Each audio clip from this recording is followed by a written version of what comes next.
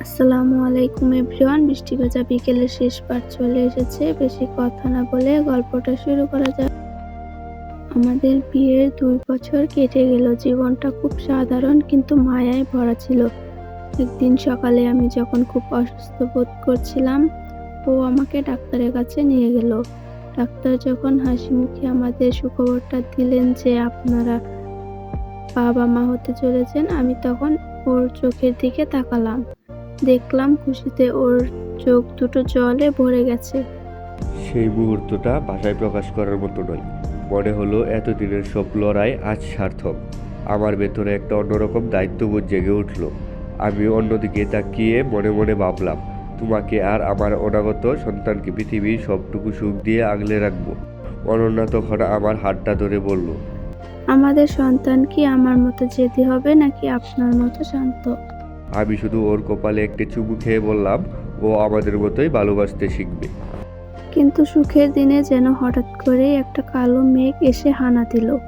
ও যে কোম্পানিতে কাজ করত সেখান থেকে জানানো হলো বড় রকমের ছাঁটাই হচ্ছে। ওর চাকরিটা চলে গেল।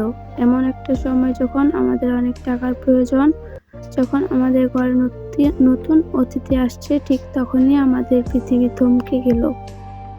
ও খুব ভেঙে পড়ল। আমি তখন দিশেহারা। সারা রাত বারান্দায় পায়চারি করতাম, ভাবতাম কিভাবে সব সামলাবো। অনন্যা তখন অসুস্থ, ওর ভালো খাবার আর চিকিৎসার প্রয়োজন। আমার চোখে ঘুম হারাম হয়ে গেল। একদিন গভীর রাতে অনন্যা আমার পাশে এসে দাঁড়ালো।